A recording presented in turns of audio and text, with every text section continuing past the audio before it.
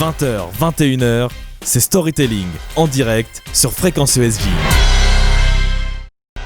Bonsoir et bienvenue sur Fréquence ESJ It's and Talk. Vous êtes bien dans Storytelling, votre rendez-vous culture et divertissement hebdomadaire. Très heureux de vous retrouver cette semaine encore une fois pour une émission à la maison afin de respecter au mieux les recommandations sanitaires du gouvernement. Et ce soir, notre storyteller est un quintuple champion de France de rugby, vice-champion du monde 1999. Bref, une légende du ballon ovale. Bonsoir Christophe Dominici. Alors Christophe Dominici, je ne sais pas si on vous entend bien. En tout cas, merci d'avoir accepté votre invitation. On est très heureux de vous recevoir sur Fréquence ESJ dans cette émission et on va donc revenir sur votre parcours, refaire un petit peu l'histoire de votre vie. Et comme chaque semaine, toute l'équipe de Storytelling est également là pour vous divertir. Côté cuisine, notre chef Mathilde Couvillère-Flournoy nous présente des recettes 100% rugby dans quelques instants. L'incontournable CSA de Fréquence ESJ, le conseil de surveillance des artistes représenté par Manon Blangis, vous révèle au cours de cette émission les secrets de deux tubes, Rain on Me de Lady Gaga et Man Eater de Nelly Furtado. Également au cours de cette émission, Alban Gamay de Saint-Germain, ou plutôt son double féminin Camille 2LE, blogueuse mode, vous explique comment être classe même dans la boue sur un terrain de rugby. Bien sûr, Samuel Mesberg est dans les starting blocks aujourd'hui, encore pour vous présenter les records les plus fous avec une spéciale top 14. Et évidemment, notre avocate, maître Philippine Rouvière-Flamand, revient cette semaine encore sur de nouvelles lois toujours plus absurdes. Et sans oublier bien sûr au cours de cette émission notre monsieur réseaux sociaux, Florian Michelin. Alors surtout, n'hésitez pas à réagir tout au long de l'émission avec Twitter avec le hashtag Fréquence ESJ ou sur tous nos réseaux avec le @Fréquence ESJ. On est parti pour une heure en storytelling sur Fréquence ESJ. 20h, 21h, c'est Storytelling en direct sur Fréquence ESJ. Alors Christophe Dominici, juste avant de revenir plus longuement sur votre parcours, pour ceux qui ne se souviennent plus très bien des commentateurs sportifs qui criaient votre nom lors des matchs ou ceux qui n'ont jamais vraiment été très attirés par le rugby, eh bien Axel Rebaud dresse votre portrait. Bonsoir Axel. Bonsoir Bastien Cochet et bonsoir Christophe Dominici, je suis super content de vous recevoir. Faut dire que, c'est pas très bien de se vanter, mais j'ai moi-même fait du rugby dans ma jeunesse et j'étais tout comme vous ailier droit pour être précis. Donc dresser votre portrait aujourd'hui, c'est un peu pour moi voir ce que j'aurais pu devenir si j'avais décidé de poursuivre dans cette voie. Et si j'étais doué aussi, parce que j'avoue, à l'époque, je devais faire 1m2 pour 23 kg tout mouillé. C'est pas exactement les mensurations d'un futur champion. Alors, je suis désolé, Christophe Dominici, j'ai un vrai problème. Sauf qu'on nous montre tout le temps, on finit par y voir. On n'entend pas grand-chose avec votre de retour. Il y avait une vidéo, je crois, qui se jouait. Alors, on a un petit problème avec le matériel de Christophe Dominici. C'est des choses qui arrivent. C'est un petit peu les joies du direct. On va reprendre dans quelques instants, bien sûr, pour ce portrait d'Axel Rebaud. Désolé, Axel, de vous avoir coupé en plein exercice. Mais bon, c'est le direct, c'est comme ça. On attend que Christophe Dominici revienne dans quelques secondes. Pour pouvoir faire son portrait. Ce serait un peu dommage quand même d'avoir son portrait alors qu'il n'est pas là pour pouvoir y réagir. Ce qu'on peut faire, c'est de passer au drôle de loi de Philippine Rouvière, Flamand. Ah non, monsieur Dominici est de retour. Est-ce que vous m'entendez, Christophe Dominici? Alors, est-ce que vous m'entendez, monsieur Dominici? Alors, visiblement, on a des petits problèmes de son et de micro du côté de monsieur Dominici. Alors, on va essayer de régler la situation le plus rapidement possible. Comme je vous l'ai dit plus tôt, bien sûr, les conditions sont un petit peu compliquées. Ça fait maintenant plusieurs mois qu'on fait ces émissions depuis nos logements respectifs pour respecter les conditions sanitaires, bien sûr, et les recommandations du gouvernement. Alors, pas encore de retour en studio, même si ça ne devrait pas tarder, juste avant la fin de la saison, on vous le promet, on essaiera de faire notre mieux. Mais en tout cas, pour cette émission, on va continuer avec les moyens du bord et Christophe Dominici qui devrait maintenant être bon. Est-ce que vous m'entendez, Christophe Dominici? Oui, très bien. Parfait, et je vous entends parfaitement, parfait. On va pouvoir continuer du coup avec Axel. Axel, donc, je l'expliquais juste avant, on dresse le portrait de Christophe Dominici pour ceux qui ne le connaîtraient peut-être pas très bien ou pas encore. Axel, c'est à vous. Exactement, Bastien Cochet, on va reprendre depuis le début. Donc en tout cas, bonjour Christophe Dominici, j'espère que vous m'entendez bien maintenant. Comme je disais, je suis super content de vous recevoir parce que moi aussi, j'avais fait du rugby dans ma jeunesse, même s'il ne faut pas trop se vanter, je sais. J'étais comme vous ailier droit pour être précis. Donc dresser votre portrait aujourd'hui, c'est un peu pour moi voir ce que j'aurais pu devenir si j'avais décidé de poursuivre dans cette voie et si j'étais doué aussi, parce que j'avoue, à l'époque, je devais faire 1m2 pour 23 kg tout mouillé. C'est pas exactement les mensurations d'un futur champion, mais vous-même, Christophe Dominici, d'ailleurs, j'ai pas vraiment grandi depuis, mais bon, Christophe Dominici, plus jeune, vous-même, vous ne vous voyez pas vraiment comme un futur champion de rugby. Au contraire, vous vous êtes même essayé au football avant. Votre papa était lui-même gardien de football, vous baignez dedans depuis tout petit, mais après une défaite en quart de finale face à Monaco, vous lâchez le ballon rond. Vous décidez alors, à 17 ans, d'embrasser les valeurs et les coutumes du sud de la France dont vous êtes originaire. Je ne parle pas du pastis, mais bien du rugby. Et là, tout s'accélère. Vous passez rapidement en 2e division. Vous évoluez tranquillement jusqu'à intégrer le RCT, le rugby club de Toulon. Alors pour ceux qui ne sont pas familiers avec le monde du ballon ovale, plus le nom d'une ville vous fait penser à l'accent du sud, plus ils sont forts au rugby. Alors comment vous dire que Toulon, c'est pas les amateurs, eux. Quelques années plus tard, vous passez même au Stade Français, le club parisien au maillot rose, avec lequel vous devenez très rapidement, en 98, champion de France. Et ce maillot rose, vous le quitterez quelquefois, mais uniquement pour revêtir le bleu de l'équipe nationale. Et oui, en 1998, vous devenez officiellement membre de l'équipe de France, avec laquelle vous serez sacré vice-champion du monde en 99 lors de votre première Coupe du Monde. Avec les Bleus, vous gagnerez aussi 4 fois le tournoi des 6 nations, dont 2 fois le Grand Chelem, chapeau bas. Et quand on pense que des années auparavant, vous riez au nez de votre mère qui était persuadée que vous compteriez un jour parmi les plus grands, vous lui dites alors que « Non mais maman, regarde-moi, je fais 1m73, je suis un nain pour 68 kg, je jouerai jamais en équipe de France. » J'espère que vous vous êtes excusé depuis auprès de votre maman. En plus, dimanche, c'était la fête des mères, donc j'espère qu'elle a eu un beau cadeau. Merci Axel Rebaud. Christophe Dominici, ce petit portrait fait par Axel Rebaud, il est plutôt exact sur toute la ligne? Oui, quasiment, même totalement. Voilà, je crois que quelquefois, quand il y a des contes de fées qui arrivent, on se pose souvent beaucoup de questions. Là, à ce moment-là, je ne m'en suis pas posé.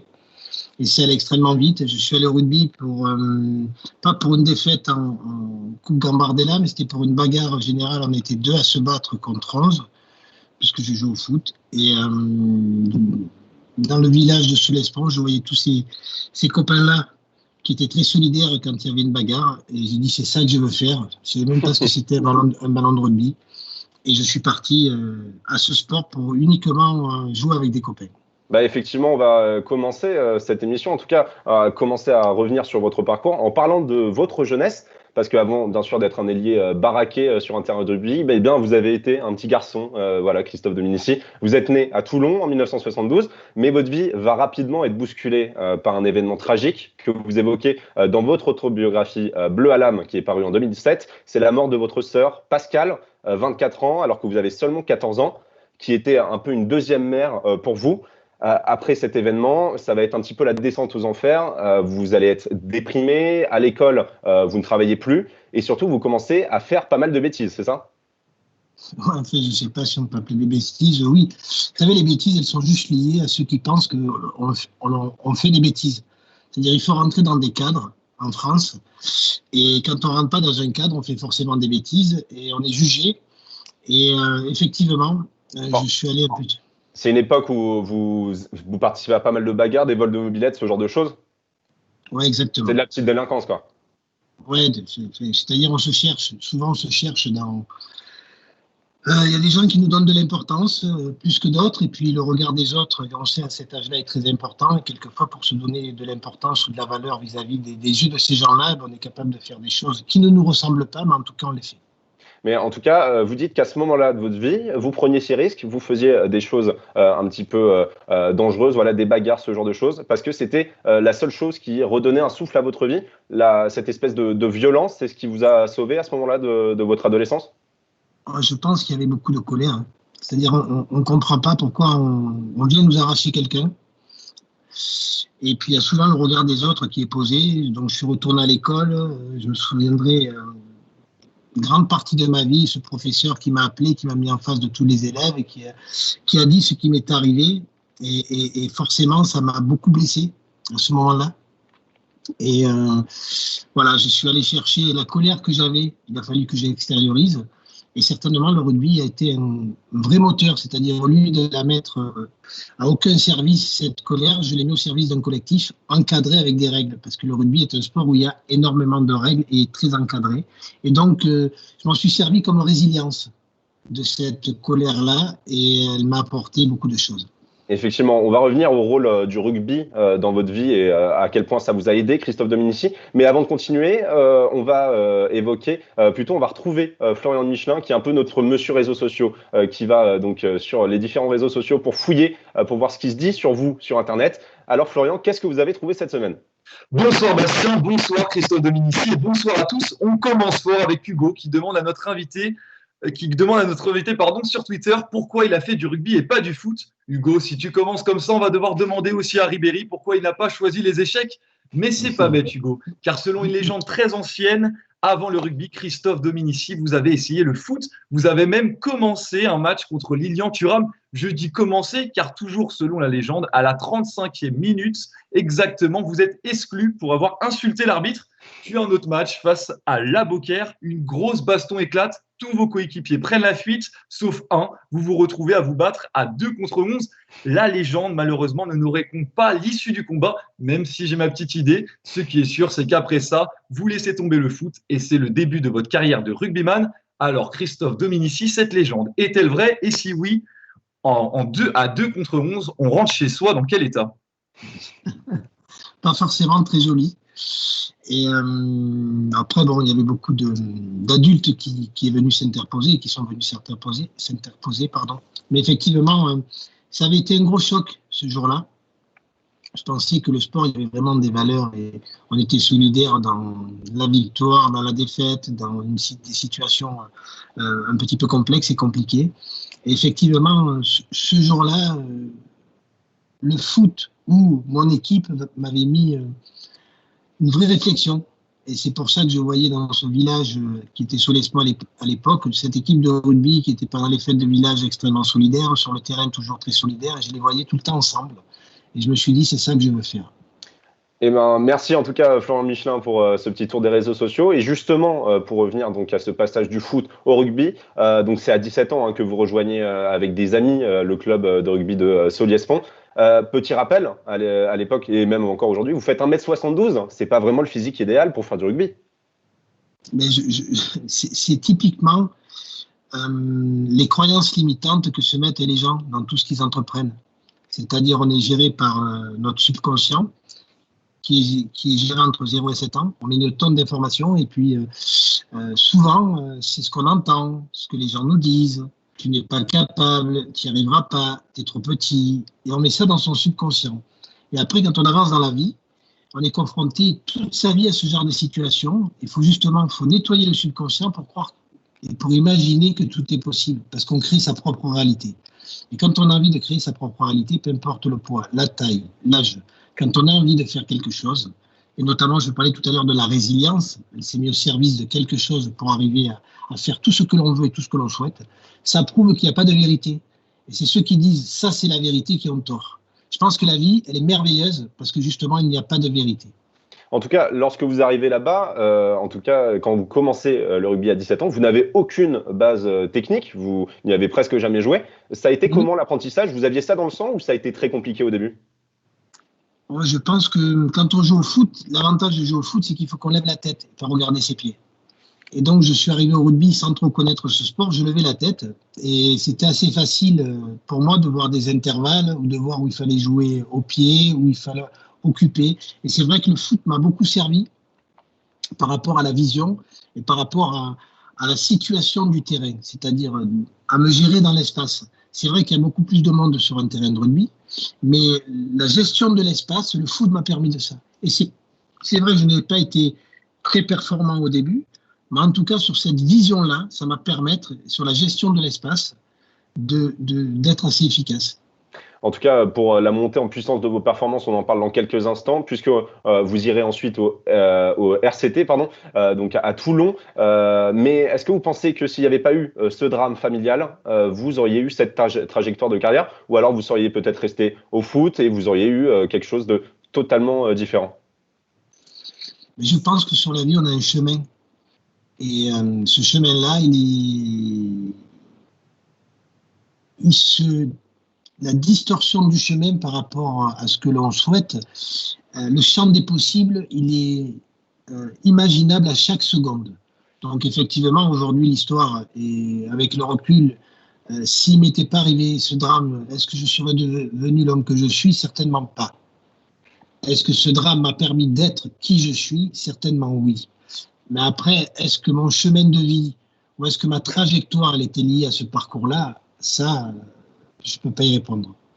Merci Christophe Dominici. Ça fait déjà plus d'un quart d'heure écoulé en votre compagnie. Dans quelques instants, on continue à refaire le film de votre vie. En attendant, n'hésitez pas à vous abonner aux réseaux sociaux de Fréquence ESJ et à réagir sur notre page Facebook, Twitter ou même Instagram avec Fréquence ESJ. Pour l'heure, place au drôle de loi de notre avocate maison et parisienne pur jus. C'est maître Philippine Rouvière-Flamand. Le but, c'est dénicher les lois les plus absurdes au monde. Et on commence par une loi qui ne va pas plaire aux amoureux, maître Rouvière-Flamand. Donc oui, alors je vais commencer avec une question pour vous, Christophe Dominici. Est-ce que vous regardez des comédies romantiques? Rarement. Rarement? Bon, bah alors, l'un des clichés les plus utilisés dans ces films, c'est les deux amoureux qui se quittent à la gare, qui s'embrassent sur les quais quelques secondes avant le départ du train. Sauf que dans la vie, la vraie, celle qu'on vit nous et dans laquelle notre amoureux, c'est pas Hugh Grant, on n'a pas le droit de prendre son temps pour se rouler une dernière pelle. Enfin, en tout cas, à Warrington, au Royaume-Uni, c'est la compagnie RightTac qui a demandé à la ville de créer des zones de baisers interdits dans les gares. À votre avis, pourquoi, Christophe Dominici? Aucune idée. La question est un peu dure. Hein. C'est un peu dur, oui, c'est vrai. Donc, c'est parce que les adieux prolongés ont retardé le départ de plusieurs trains et ont provoqué des bouchons devant les aires de stationnement de voitures. On a peut-être enfin trouvé la raison des retards à la SNCF et aussi celle des bouchons à Paris. Moi qui croyais que c'était les provinciaux qui se perdaient, mais pas du tout. Vous avez vu, Bastien, j'ai trouvé un défaut à Paris. Profitez-en, ça arrive pas souvent. Ouais, bravo, bravo. Franchement, je vous félicite. C'est rare pour une Parisienne comme vous. Oui. Alors en tout cas, le maire de la ville, Roy Humphrey, a décidé de prendre cette demande du bon côté en créant des zones de baiser officielles. Il a même affirmé que ce serait l'occasion de perfectionner sa technique. C'est complètement ridicule, d'accord. Ça a l'air en tout cas d'être un sacré lover, le Roy Humphrey. Oui, il a 55 ans, alors je vous laisse imaginer. Sympa. Et toujours en ce qui concerne le romantisme, coupé dans son élan, apparemment, on ne peut pas faire ce qu'on veut devant la Tour Eiffel. Et oui, ce trésor national que j'aime tout particulièrement est une œuvre d'art qui fait partie du domaine public depuis 1990. Mais pour les ampoules, c'est pas la même histoire. La SETE, donc la Société d'exploitation de la Tour Eiffel, interdit toute exploitation de photos de la tour de nuit parce que son éclairage est soumis à des droits d'auteur. Alors on pourrait se dire que comme c'est une œuvre architecturale au milieu de l'espace public, c'est pas normal. Le Parlement européen a même poussé pour que cette interdiction soit levée. Mais non, la France n'a pas cédé, tout comme la Belgique ou l'Italie d'ailleurs, qui n'ont pas cédé non plus pour leurs propres œuvres et qui ne sont pas encore du domaine public. D'accord, c'est complètement absurde. Heureusement que le Colisée et le Mannequin Peace sont assez vieux alors. Sinon, on ne pourrait pas les prendre en photo. Merci en tout cas, maître Philippine Rouvière-Flamand. On vous retrouve la semaine prochaine pour de nouvelles drôles de lois. Dans quelques instants, on aborde la suite de votre parcours, Christophe Dominici, notamment votre arrivée au haut niveau avec le Rugby Club toulonnais. Alors n'hésitez pas à vous abonner à tous les réseaux de Fréquence ESJ. Mais pour l'heure, on accueille la directrice du Conseil de surveillance des artistes, notre CSA à nous. Alors, si vous ne connaissez pas encore le principe de cet organisme, Christophe Dominici, en fait, il sert tout simplement à vérifier, déterrer, analyser, bref, prendre les secrets des chansons que vous entendez sur Fréquence ESJ. Alors, désolé pour vous, mais sa directrice, Manon Blangis, ne parlera pas des garçons dans les vestiaires de Clarica, chanson pour laquelle vous avez joué dans le clip avec vos coéquipiers du Stade Français en 2001. Non, ce soir, on s'intéresse aux secrets d'une chanson d'une icône pop des années 2000, c'est Nelly Furtado. On n'entend plus beaucoup parler d'elle maintenant, mais en 2006, son titre, Maniteur, a connu un succès international. Bonsoir Manon Blangis. Bonsoir Bastien, bonsoir Christophe Dominici. 2006, vous gagnez le tournoi Destination avec la France, mais en 2006, Maniteur est aussi publié pour le 3e album de Nelly Furtado, un titre qu'elle a produit et créé avec un grand producteur américain qui à l'époque était un peu partout, faut le dire. J'ai nommé Timbaland. Entre Nelly et lui, il y a une vraie entente artistique, quelque chose d'un peu inexplicable. La chanteuse canadienne expliquait que Maniteur, justement, était une sorte d'analogie de la façon dont elle a pu consommer l'énergie créative de Timbaland et de son équipe et la mettre dans l'album. Maniteur, donc, qui signifie littéralement mangeuse d'hommes. Bon, normalement, c'est dans le sens croqueuse de diamants, mais donc aussi artistiquement. Bah écoutez, c'est un peu bizarre comme analogie, mais du coup, Timbaland et Nelly Furtado avaient déjà collaboré. Nelly était apparue dans un featuring sur Get Your Freak de Missy Elliott et Timbaland. Ils s'étaient donc pas vus depuis 5 ans quand ils se sont retrouvés au studio de Hit Factory à Miami. C'est le label de Nelly qui l'a poussé à retravailler avec Timbaland. Et le premier beat, les premières mesures qu'ils ont jouées ensemble étaient ce qui allait devenir Maniteur. Le CSA a d'ailleurs découvert qu'il s'était passé quelque chose de vraiment étrange ce jour-là. Nelly et Timbaland jouent même très fort, très frénétiquement, jusqu'à ce qu'un haut-parleur fasse de la fumée. Sauf qu'en fait, il a carrément pris feu. Oui, sauf qu'il a pris feu. Et c'est un haut-parleur que personne n'avait jamais vu en 40 ans d'existence du studio. Nelly Furtado racontait à la BBC qu'ils ont ensuite eu peur du rythme.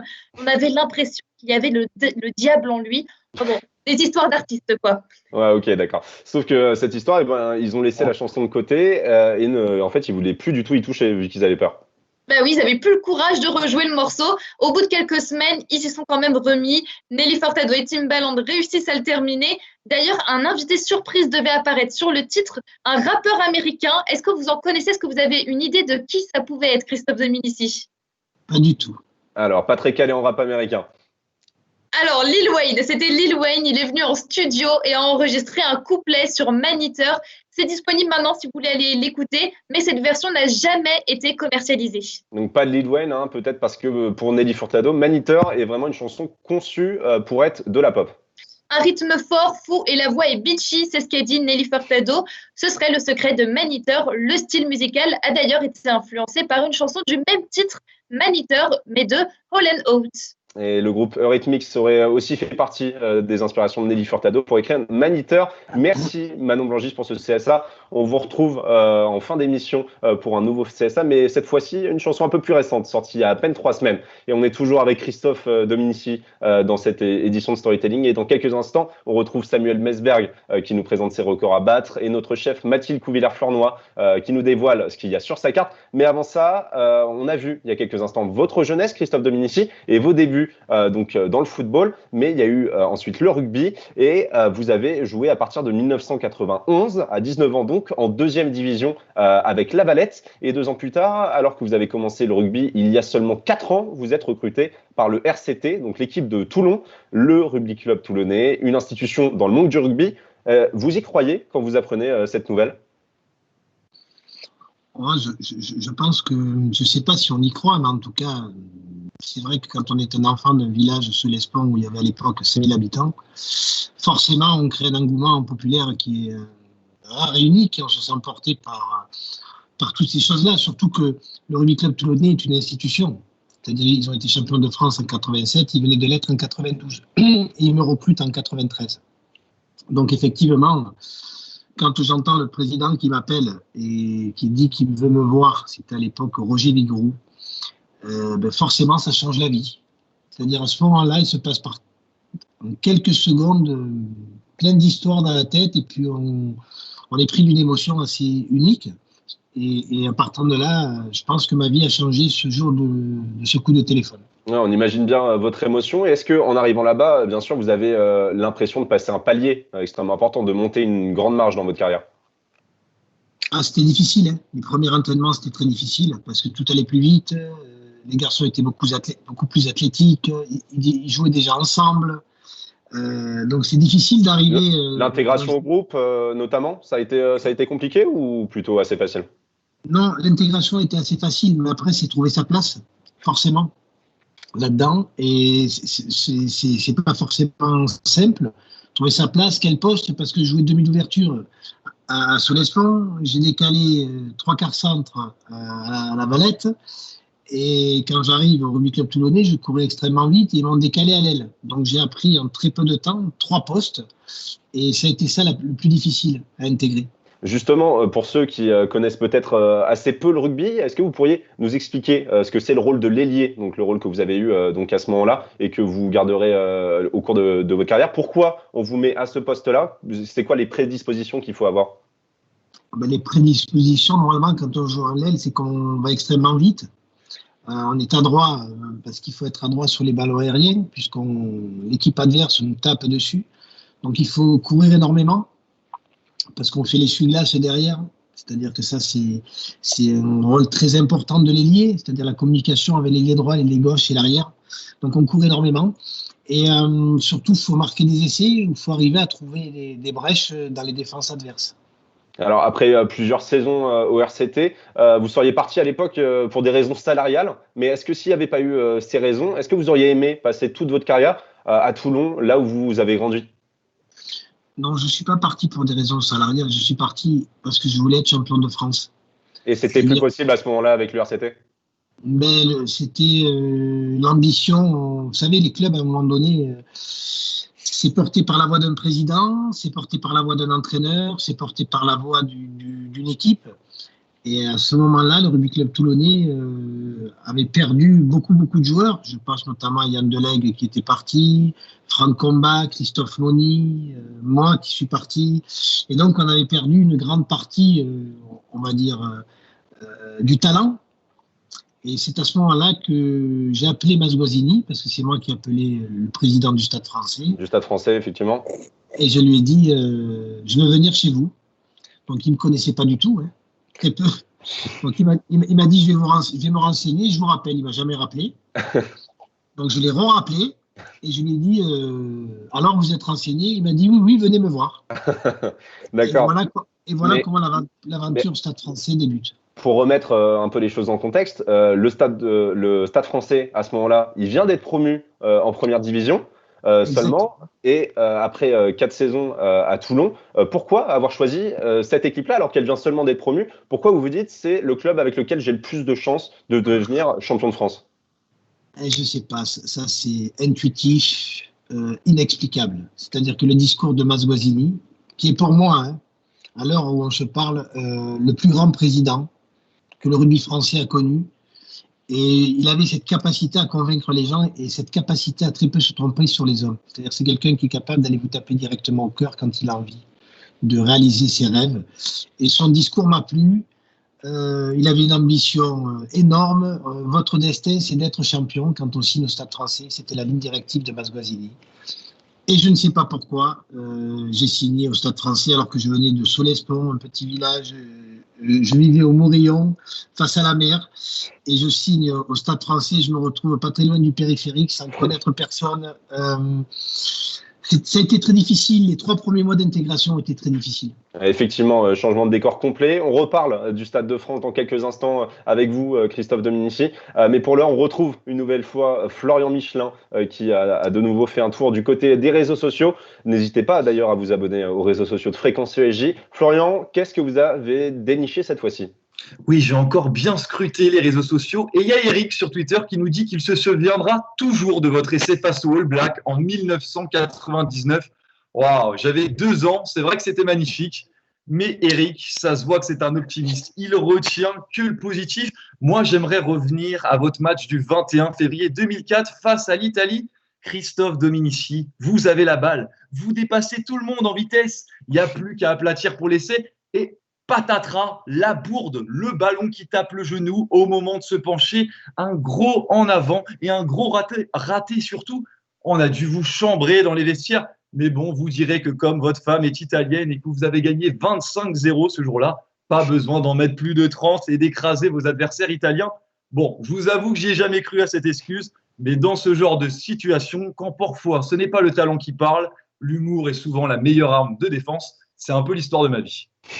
Merci Florian Michelin. Alors, cette bourde, vous êtes fait chambrer après par vos coéquipiers?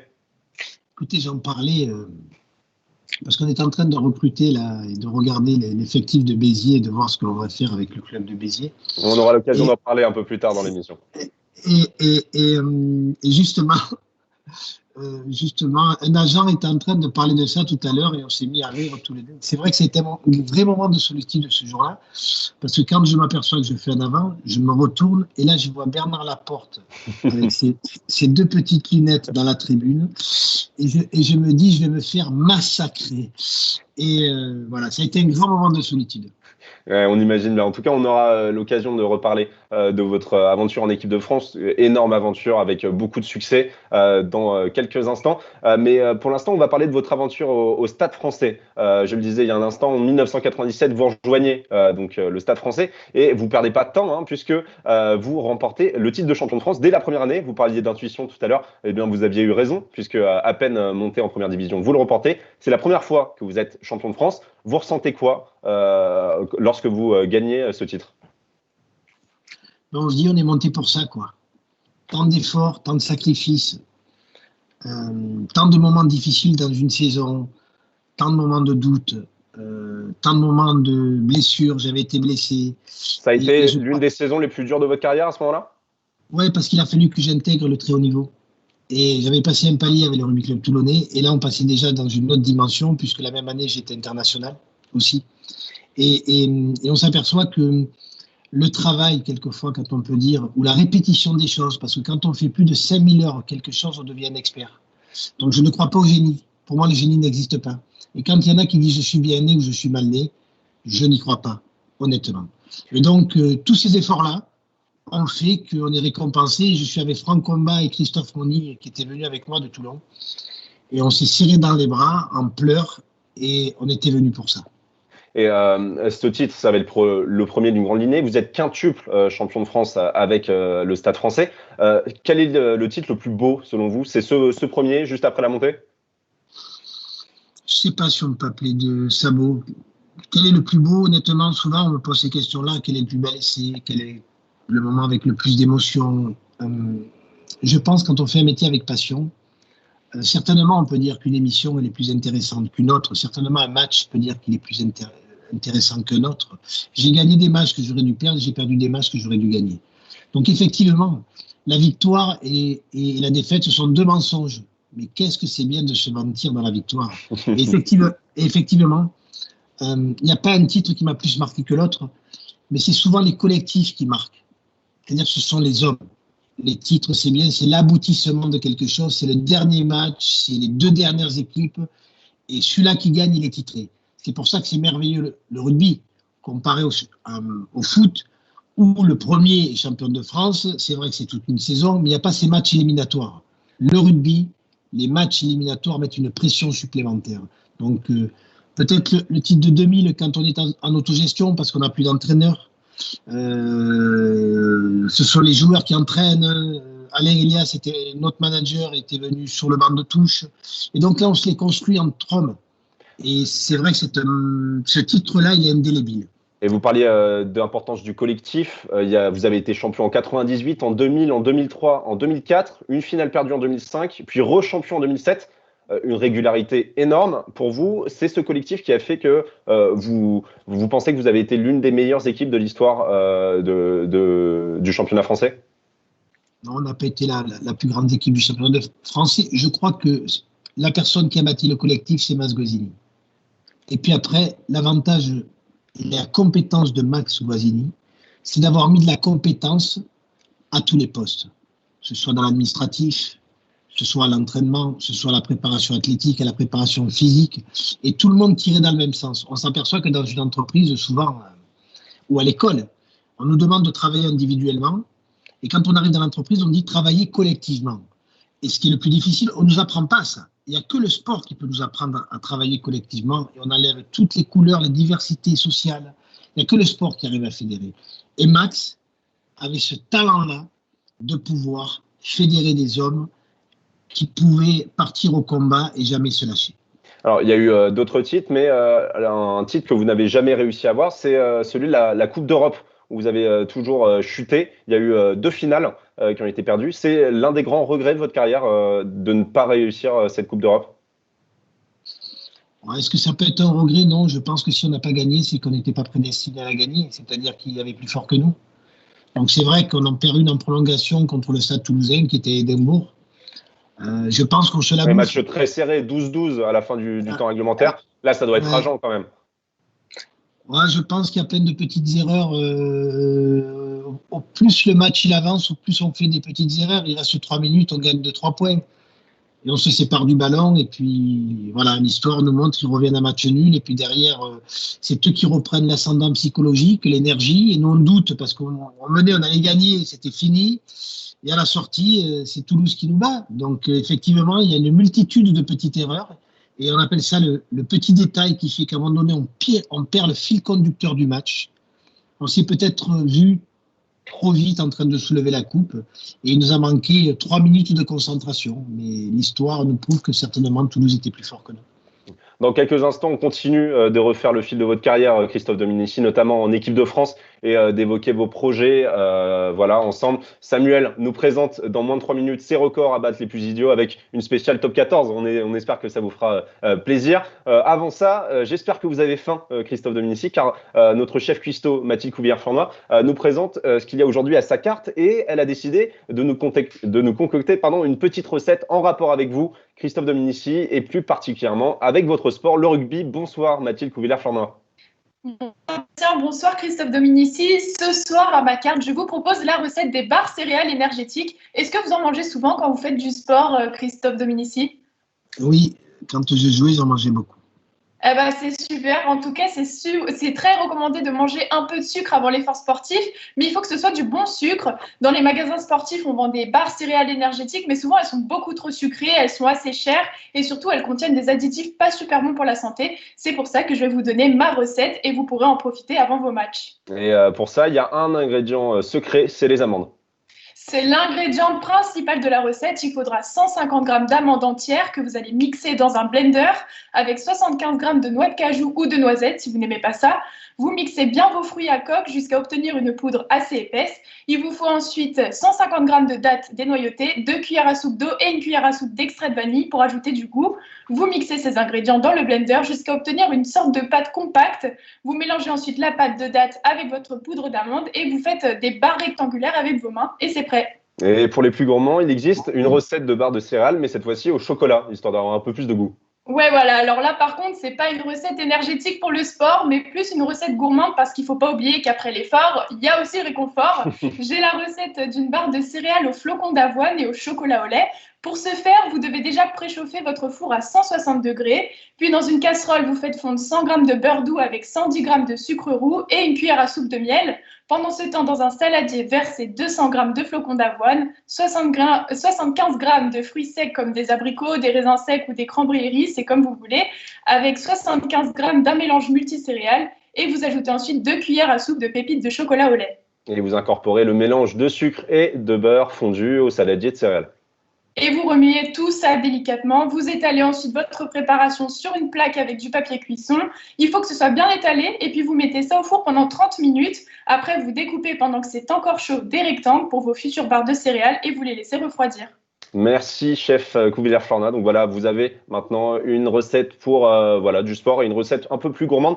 Et surtout, si vous n'avez pas pu tout noter pendant la recette de Mathilde Couvillière-Flornois, n'hésitez pas à aller sur le site internet de Fréquence ESG, puisque la plupart des recettes y sont retranscrites. Voilà, vous pourrez les retrouver là-bas. Christophe Dominici, si vous avez envie de tester ça chez vous. Alors surtout, n'hésitez pas à continuer à réagir sur les réseaux sociaux. D'ailleurs, vous pouvez poser vos questions sur le live Facebook. On y répondra au cours de cette émission. Mais place maintenant au record absurde de Samuel Mesberg. Chaque semaine, il déniche les records les plus débiles que ce soit. Et ce soir, Samuel, invité oblige, Christophe Dominici, vous nous faites une spéciale top 14. Bonsoir Samuel. Bonsoir Bastien, bonsoir Christophe Dominici et bonsoir à tous. Tout d'abord, Christophe Dominici, est-ce que vous savez qui est le joueur qui a marqué le plus d'essais en un seul match de top 14 ? Il me semble que c'est un ailier de Béziers. C'était exactement. Oui, je pense qu'il s'appelle Fabre, c'est ça? C'est ça, c'est Michel Fabre. En Très bonne 1977, raison. super culture rugby.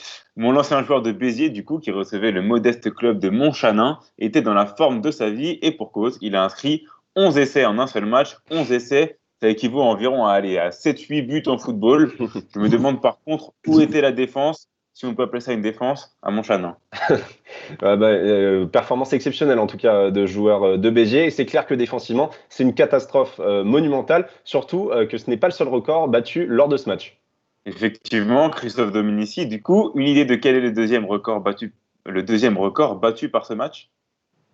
Je crois que c'est le nombre de points, de différence de points, non? C'est ça, non? Exactement ça. Le score final, 100-0. Voilà, le cavalier seul de Béziers représente aujourd'hui encore la victoire la plus écrasante dans un match de top 14. Enfin, ça peut aussi représenter la plus grosse défaite selon le point de vue duquel on se place. Même s'il ne doit pas rester beaucoup de supporters de Montmachin, là, enfin Montchanin, je crois, un truc comme ça. En tout cas, les 11 essais de Michel Fabre n'auront pas été les seuls dans le match. Eh ben, ouais, grosse victoire 100-0. Et en tout cas, Christophe Dominici connaît bien Béziers, on s'en doute. Et donc, ce Michel Fabre est officiellement le joueur ayant marqué le plus d'essais en top 14 et en un seul match. Mais il n'est pas très connu. Hein. Vous pouvez nous le présenter un peu? Voilà, c'est un ailier qui a fait sa carrière en top 14. Son premier club est le club de sa ville de naissance, Pézenas. Il a ensuite fait sa carrière à Béziers, avec qui il a gagné 6 boucliers de Brennus et une Coupe de France. Il a été sélectionné en équipe de France à 6 reprises pour un total de 4 points, beaucoup moins que ses 55 contre Montchanin. Et pour rappel, le bouclier de Brennus, ça représente le trophée de champion de France du top 14. Merci en tout cas Samuel Mesberg pour encore une fois ces records à battre complètement fous. Et dans une dizaine de minutes, on continue de vous divertir voilà, avec notre blogueuse maison Camille Dezelleux. Christophe Dominici, à mon avis, ça devrait vous plaire puisque dans sa chronique Pipe My Pandry, elle va vous expliquer comment être fashion sur un terrain de rugby. Mais avant ça, on revient à vous quand même un peu plus sérieux, Christophe Dominici, puisque vous êtes notre storyteller du soir. On va revenir sur votre parcours en équipe de France, parce qu'en parallèle de votre brillante carrière au Stade français, vous avez bien évidemment été appelé en équipe nationale. C'était en 1998, vous aviez alors 26 ans. Vous ressentez quoi en jouant pour la première fois pour votre pays? Moi, je crois que c'est un moment qui est très difficile à communiquer ou à...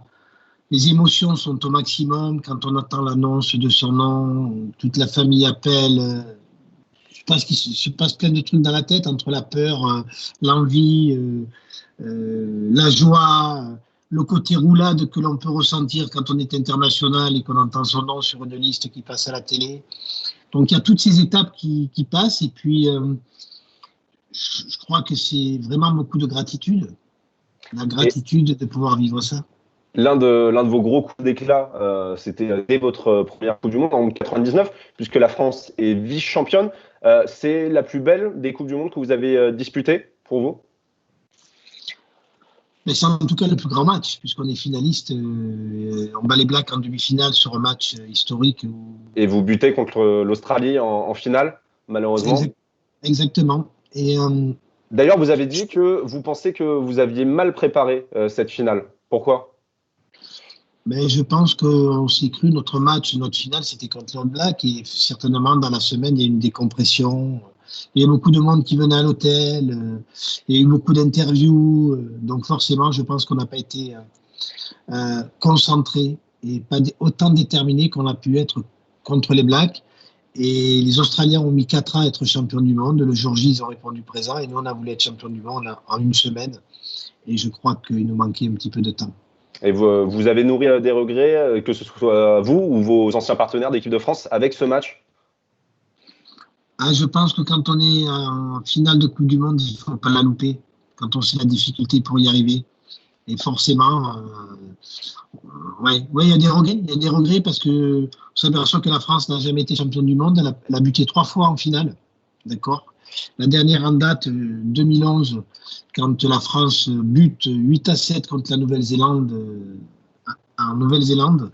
Et on s'aperçoit que pour y arriver, c'est tellement dur, tellement de paramètres entre la préparation, les joueurs qu'il faut aligner sur le terrain, le management des entraîneurs, des coachs, et tout l'environnement qu'il faut autour. Et forcément, on s'aperçoit que c'est difficile d'être champion du monde. En tout cas, pendant plusieurs années, depuis cette finale en 2011, l'équipe de France était assez méconnaissable et enchaînait un petit peu les mauvais résultats. Mais depuis l'arrivée de Fabien Galtier, il y a quelques mois maintenant, ça semble s'améliorer. Est-ce que vous avez de l'espoir dans cette nouvelle génération? On a fait un tournoi destination plutôt convaincant pour vous? Oui, bien sûr. Bien sûr qu'on s'aperçoit qu'il y a un souffle nouveau, ouais, mais chaque fois qu'un entraîneur arrive, on s'aperçoit qu'il y a un souffle nouveau. Tout le temps. Pour vous, le problème, c'est que ça ne retombe pas tout de suite? Dans la fraîcheur, dans le dialogue, les joueurs ils veulent être sélectionnés. Donc le plus compliqué, le plus difficile, on s'aperçoit, c'est la durée. C'est comment on ne fait pas les montagnes russes, comment on garde les joueurs éveillés, comment on se profile sur un objectif à 4 ans, comment on accepte la défaite. Parce qu'aujourd'hui, le dernier match de l'équipe de France, on a perdu contre l'Écosse. Voilà. Et il se profilait l'Irlande. Ouais. Donc on a fait un remarquable match, on va être clair, contre l'Angleterre, le match d'ouverture, ce qui était très important. Ensuite, on bataille un petit peu contre l'Italie, ils nous donnent un petit peu le tournis parce que les Italiens ont bien joué. Et on va faire cet exploit au Pays de Galles où on gagne de 4 points à la dernière seconde, on gratte un ballon. Donc on s'aperçoit qu'on était sur l'euphorie. Et derrière, pam, ça retombe contre l'Écosse. Défaite. Et on ne peut plus faire de grand chelem. Et là, on allait recevoir l'Irlande avec la pression parce qu'on peut être premier ou second si on gagne. Par contre, on pourrait être quatrième si on perd. Et là, le classement et la façon dont on parle de l'équipe de France, c'est pas la même. Tout en sachant qu'on a vu des très belles choses et avec un enthousiasme et on a retrouvé du positif et un engouement populaire pour cette équipe de France. Ça, c'est une évidence. Mais alors, qu'est-ce qui manque depuis toutes ces années à l'équipe de France, selon vous? Il y a quelque chose que l'équipe de France a perdu? Non, je crois qu'on a copié pendant des années. Et on s'aperçoit qu'on a un championnat de top 14. On a copié qui? On a copié toutes les équipes. Quand on parlait de French Lair, à un moment donné, c'était l'imprévisible. Et on a voulu devenir des équipes lisibles, ou s'appuyer sur des équipes qui gagnaient. L'Afrique du Sud, l'Angleterre, en faisant une multitude de temps de jeu. Et pendant des années, d'accord, excusez-moi. Pas de problème. De toute façon. Et pendant des années, il y a eu une équipe de France et on a fait du mimétisme. Donc nos écoles de rugby, nos jeunes allaient percuter des boucliers et on s'aperçoit au lieu d'éviter, parce que le rugby est un sport d'évitement, au lieu d'éviter les défenseurs, on allait percuter dedans, on allait au sol et on faisait des petits regroupements. Et on s'aperçoit que quand on fait des regroupements, on a 5 joueurs qui sont près d'un ref, le demi-mêlée ça fait 6, et du temps que le demi-mêlée prend le ballon pour faire la passe, les défenseurs étaient en face. Donc on butait sur ces défenses systématiques. Et donc il a fallu revoir la formation du prototype et du morphotype du joueur français. Et là, la DTN et la fédération ont fait un travail remarquable, notamment sur la formation. Eh bien, on a fait des joueurs qui sont beaucoup plus véloces, qui ont de la qualité de passe, la technicité est revenue, alors qu'avant, les bodybuildaient, les joueurs. Et aujourd'hui, on commence à retrouver des joueurs qui ont des aptitudes, qui sont déliés, qui sont faciles dans le mouvement, qui se déplacent énormément, avec une grande condition physique. Donc, effectivement, on a revu le modèle de la formation française. Très bien. Dans un instant, on parle de votre retraite et de vos reconversions. Mais juste avant ça, on retrouve une dernière fois Florent Michelin, on le voit en tout cas sur sa caméra en train de s'échauffer depuis tout à l'heure, pour faire un tour une dernière fois du côté des réseaux sociaux. D'ailleurs, n'hésitez pas à vous abonner aux réseaux sociaux de Fréquence ESJ sur Twitter, Instagram ou Facebook. Florian, j'espère que vous avez encore déniché de superbes pépites. Bah oui, et Christophe Dominici, on peut se le dire, vous êtes un amateur de boissons, vous êtes viticulteur et pour certains de vos anciens coéquipiers, un bon buveur. Mais vous savez très bien que l'eau est la seule boisson nécessaire à la vie. Bien oui, en 2000, vous étiez la star d'une marque d'eau gazeuse, minérale, riche en minéraux, Saint-Yor, avec comme slogan « Saint-Yor, ça va fort ». Sauf que Pierre du 0300, dans les commentaires de la vidéo YouTube de cette pub, il crie à la publicité mensongère. Il ne remet pas en cause le pouvoir de cette eau et du ça va fort que vous dites si bien avec l'accent du Sud. Pierre prétend habiter à Saint-Yor et il ne reconnaît pas l'endroit où a été tournée la pub, alors qu'il connaît la ville par cœur. Ça n'est pas sa ville, il se sent trahi. Christophe Dominici, ça fait 8 ans que Pierre a posté son commentaire qu'il attend une explication. Sa vie n'a plus de sens. Selon des rumeurs, il aurait même déménagé. Il veut la vérité. Alors, Christophe Dominici, pour le bien de Pierre, est-ce que cette pub a été tournée dans la ville de Saint-Yor? Pas du tout. Elle n'a pas été tournée dans la ville de Saint-Yor. Eh ben, un mensonge encore démasqué. En tout cas, Florian, je crois que vous n'avez pas bien regardé la pub parce qu'il me semble qu'on dit Saint-Yor et non pas Saint-Yor. En tout cas, merci en tout cas d'avoir encore déniché ces réactions sur les réseaux sociaux. Et comme je vous le disais juste avant, on parle maintenant de votre retraite et de vos reconversions, Christophe Dominici, parce qu'en 2008, vous décidez de prendre votre retraite internationale et en club. Pour vous, c'était le bon moment, 35 ans à cette époque-là. Le corps commence à être un peu fatigué. Ouais, je crois que je ne sais pas si on peut annoncer que c'était le bon moment. En tout cas, le corps n'avait plus envie. Et du moins, ma tête n'avait plus envie de se faire mal aux entraînements, de m'entraîner toujours plus.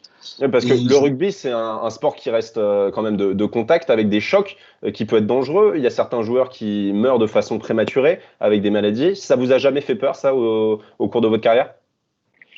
Non, je crois qu'on peut faire du vélo et avoir un accident. On peut avoir un arrêt cardiaque en s'amusant avec des copains. Je ne crois pas que ce soit le sport et les chocs qui font qu'à un moment donné, c'est vrai que le rugby est un sport de contact, mais comme la boxe, comme le kickboxing, comme plein d'autres sports, le judo, comme plein d'autres sports. Et effectivement, aujourd'hui, il faut qu'on arrive à encadrer mieux, justement, pour qu'il y ait moins de blessures, parce que c'est pas normal qu'un enfant, peu importe l'âge et peu importe le sport, parte avec ses copains pour s'amuser, pour passer un merveilleux moment et qu'il ne rentre pas chez ses parents à la maison. Donc, il faut qu'on arrive à vraiment encadrer tout ce genre de problèmes pour qu'on n'ait plus de drame comme ça s'est produit ces dernières années. En tout cas, après 2008 et votre décision de partir à la retraite, vous devenez entraîneur adjoint de Ewen McKenzie pour vous occuper des lignes arrières au Stade Français. Mais l'aventure ne dure pas très longtemps, seulement une saison. Vous êtes remercié à la fin de votre première saison. Pourquoi vous n'avez pas retenté l'aventure dans un autre club? Parce que j'étais parti avec le Stade Français, c'était Max qui m'avait convaincu et je suis parti avec mon cœur, avec mon envie. Et j'ai toujours fait mes choix avec mon cœur. Et donc on perd en demi-finale la première année. Et la deuxième année, on a perdu beaucoup de joueurs. Mackenzie, c'était pas forcément très bien intégré. Moi, c'est lui qui m'avait demandé de venir avec lui, donc je suis resté solidaire avec lui.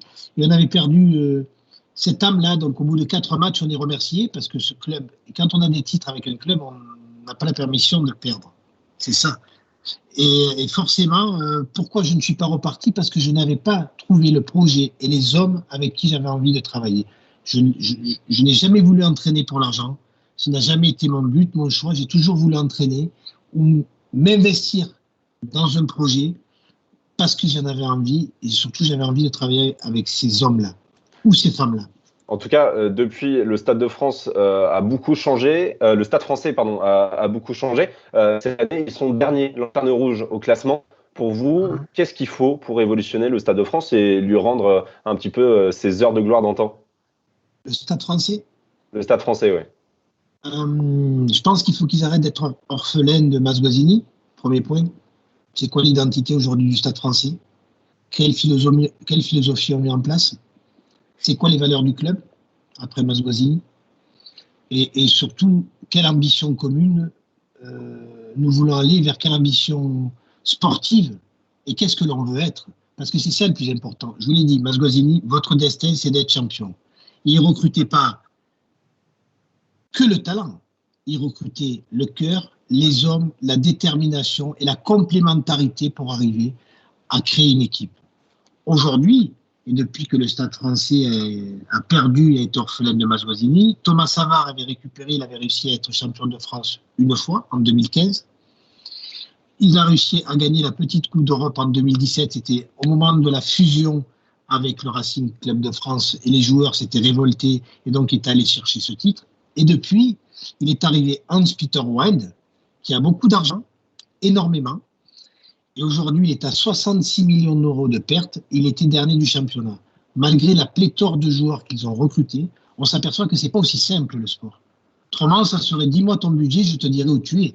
Donc, les grands clubs avaient des budgets, notamment au foot. C'est une évidence qu'ils ont les meilleurs joueurs. Mais la grande force d'un président et d'un entraîneur, c'est d'arriver à faire jouer toutes ces compétences ensemble. Christophe Dominici, on est ensemble pour encore un quart d'heure. On parlera dans quelques instants de Béziers notamment. Vous êtes au cœur du projet. N'hésitez pas à réagir en attendant sur les réseaux sociaux. Et pour l'heure, on retrouve la chroniqueuse mode que nous arrache Glamour ou Biba. C'est Camille Dezelleux, la styliste de Fréquence ESJ. Elle tient un blog qui s'appelle Pimp My Penderie et elle profite aujourd'hui de votre présence, Christophe Dominici, pour parler mode sur les terrains de rugby. Bonsoir Camille. Bonsoir. Alors, c'est deux LE, c'est super important parce que sinon les gens ils croient que je suis un garçon. C'est pas cool, quoi. Désolé Camille. Bonsoir Baptiste et bonsoir Christophe. C'est toujours Bastien. Ouais, si tu veux. Alors Christophe, toi tu domines sur les terrains de rugby. Moi, pour la mode, c'est moi qui domine ici. Paf, ça t'embouche le petit coin, Bastien, que je fasse des jeux de mots trop MDR. Bref, Christophe, moi, il y a 3 choses que j'adore dans ma life. Avamax, les loups-boutins, le rose et le rugby. Alors ce soir, je vous infuse, ouais, j'adore ce mot, je vous infuse mes conseils pour être mode sur un terrain de rugby. Allez, c'est parti, je suis trop contente. C'est gentil de nous infuser, Camille Dezelleux. Et votre looking, Camille, démarre par les cheveux. C'est un peu bizarre, non, de commencer par les cheveux? Ouais, toujours 2 LE, il faut bien préciser. En revanche, c'est toi qui es bizarre, parce qu'en même temps, vu ta coiffure, ça m'étonne pas. Hein. Mais mes cheveux sont très bien. Tu ferais mieux de faire comme Christophe, tiens. Bon, avant mon cri-cri, c'était pas ça. Hein. Les cheveux longs, c'était too much. Les mèches blondes, c'était saut les garçons dans les vestiaires. Aujourd'hui, on aborde une petite coupe légère pour courir plus vite, du head and shoulders pour rester frais. Et avec ça, tu files entre mes perches pour marquer l'essai. Hein. Les perches, pardon. Autant pour moi. Toujours aussi classe, Camille Dezelleux. Mais on fait quoi au niveau de la tenue sur un terrain de rugby?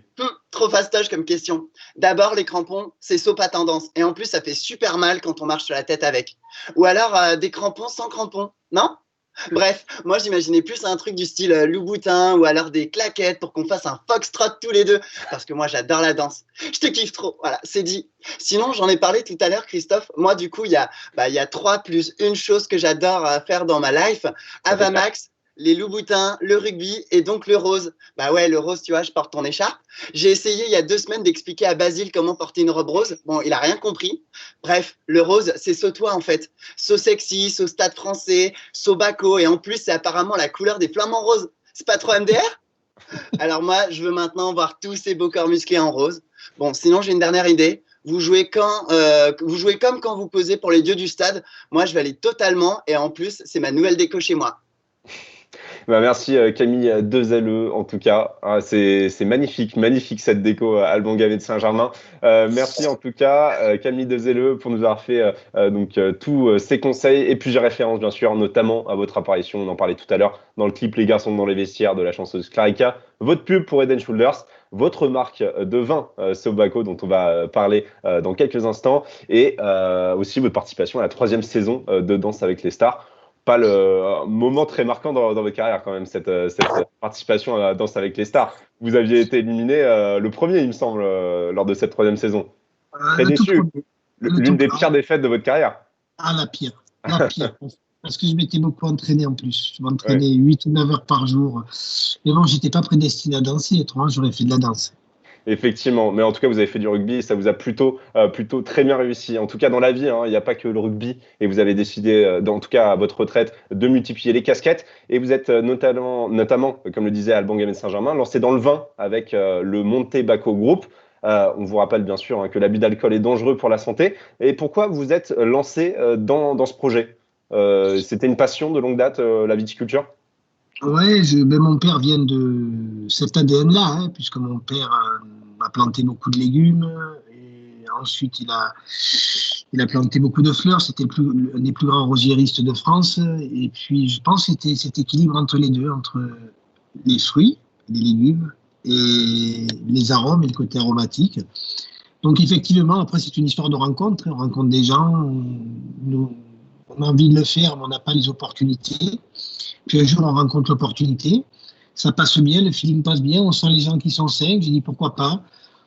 Et puis quand je me lance dans un projet, si ça me plaît, j'y vais à fond. Et puis effectivement, j'ai acheté des vignes à Nissan-les-Anciennes, à côté de Béziers.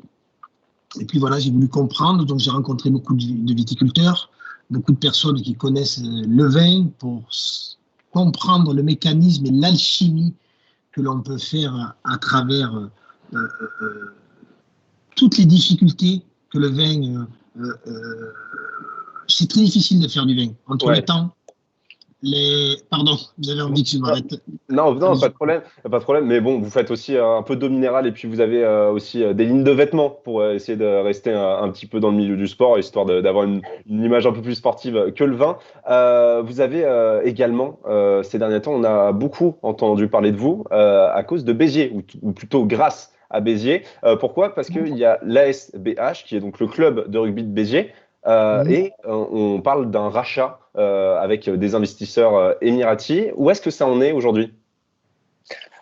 Ça en est, jusqu'à présent, on a signé il y a quelques semaines, puisque c'était la semaine dernière, une NDA où on rentrait en confidentialité. Et à l'heure où je vous parle, il n'y a rien qui est avancé. Donc, je ne suis pas très patient par rapport à ce qui est en train de se passer. On s'aperçoit qu'on met beaucoup d'énergie, beaucoup de force autour de ce projet-là. Et à l'heure où je vous parle, et à l'heure où on se parle, on n'a toujours pas reçu les informations qu'on a demandées pour savoir l'état du club, savoir où étaient les difficultés. Pour vous, c'est de la part des anciens propriétaires que ça bloque? Mais leur conseil et les anciens propriétaires, aujourd'hui, il y a deux solutions. Ou ils veulent nous cacher des choses, ils ont peur, d'accord? Ou alors, vu la difficulté financière qu'ils ont actuellement, parce qu'ils sont en grande difficulté, quoi qu'on puisse se dire, puisqu'on a vu une partie des comptes, je dis bien qu'une partie, mais ils ne veulent pas qu'on s'investisse, ils ne veulent pas qu'on vienne. Donc, mais il faut le dire haut et fort. C'est-à-dire qu'à un moment donné, dans les 4 acteurs de Toltec, que ma parole soit impeccable, je ne fais pas de suppositions, je ne prends rien personnellement et je fais toujours de mon mieux. D'accord? On est en train de se regarder, je ne mens jamais, jamais. Donc, à un moment donné, si les gens ne nous veulent pas ou n'ont pas envie que l'on vienne, il faut qu'ils le disent haut et fort à la mairie de Béziers. D'accord. Il faut qu'ils le disent haut et fort à leurs supporters, parce que c'est important. Parce qu'une SASP dans un club professionnel, ce n'est rien. Rien du tout. Ce qui est important, c'est l'association. Et l'association, elle veut que l'on vienne. Donc, à un moment donné, pourquoi les gens qui sont en place et le travail qu'ils ont pu faire, qu'on va remercier et qu'ils ont fait des choses très bien, aujourd'hui, veulent s'accrocher à quelque chose qu'ils ne peuvent plus tenir. Voilà. Donc, c'est un cri du cœur que je lance parce qu'à un moment donné, il faut qu'on ait des informations pour pouvoir, d'une, recruter, mettre une stratégie en place, arriver avec des hommes avec une nouvelle énergie, parce que ce club-là, et ce stade-là, et cette ville-là méritent le plus grand club de France, ça c'est sûr, et un des plus grands clubs d'Europe, parce que le public et la ville en ont envie. Mais alors, pourquoi ce club de Béziers? Pourquoi avoir choisi celui-ci? Qu'est-ce qui vous motive dans le projet? C'est le challenge? On parlait tout à l'heure, c'est une histoire d'homme. J'ai rencontré cet Émirati qui a un passeport français aussi, et c'est Yannick Ponce qui les a rencontrés. Tout allait bien. Ma vie, je me suis dit, si je viens dans un projet rugby, ça sera avec les hommes que j'ai envie, et je voudrais tout maîtriser. Dans ma façon de penser, ce que je pense, le côté éducatif que l'on doit faire pour les enfants, le côté accompagnement, le côté formation, l'équipe professionnelle, l'ancrage social, la diversité du territoire. Et ces gens-là sont arrivés. Donc, est-ce que je les ai créés? D'accord, puisqu'on crée sa propre réalité. En tout cas, ils sont arrivés là. Et en 1 heure, cette personne-là m'a convaincu. Et j'ai dit, on part. On part dans ce projet. Alors, effectivement, si on nous avait dit plus tôt, ok, non, tout va bien, on ne veut pas, on végète en Pro D2, ça va bien. Mais on ne nous a pas dit ça. Le maire, les supporters, le peuple bitérois nous a dit on vous veut. Oui, et pourtant, ça a l'air de plutôt bien se passer. Apparemment, on vous aurait vu déjeuner avec Robert Ménard, le maire de Béziers. Il y aurait également Frédéric Michalak autour de la table. Ça pourrait faire rêver tout club de D2 d'avoir des noms comme ça qui s'intéressent autour du club. Ça paraît inexplicable, cette réticence des anciens propriétaires. Écoutez, je ne sais pas pourquoi, donc ils nous le diront. Hein. Je pense qu'ils ont un numéro de téléphone, qu'ils ont des gens qui les appellent. Je pense que le maire que j'ai régulièrement pour savoir où ça en est, est-ce qu'ils nous ont transmis les documents, je lui dis non. Donc ça devient incompréhensible. C'est-à-dire qu'aujourd'hui, c'est une incompréhension totale. Donc c'est où on nous dit, et les gens qui sont en place, il faut qu'ils assument. On ne vous veut pas, tout va bien, on n'a pas besoin de vous, ok. Mais au moins, on ne laisse pas du temps, de l'énergie. Là, je suis avec des agents, je suis avec des préparateurs physiques, je suis avec Frédéric Michalak, je suis avec mes partenaires. On est en train d'essayer de monter un vrai projet parce que la saison va arriver à grands pas, d'accord? Vendredi, je rencontre des parents de joueurs de Béziers qui veulent partir dans une autre formation et qui ont été recrutés par d'autres clubs pour leur convaincre de rester parce qu'on va faire le plus grand des projets.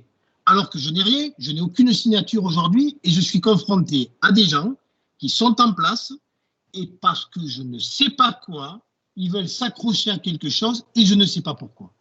Pour finir, vous donnez une deadline, un ultimatum maintenant pour avoir une réponse claire? Mais je ne pense pas que dans la vie, il faut qu'on pose des ultimatums. À un moment donné, le temps, d'accord, c'est de l'argent. Donc au plus ils perdent de temps, au plus ils perdent de l'argent. D'accord? Donc à un moment donné, on ira quoi qu'il arrive, on rentrera, on saura réellement l'état des comptes, d'accord?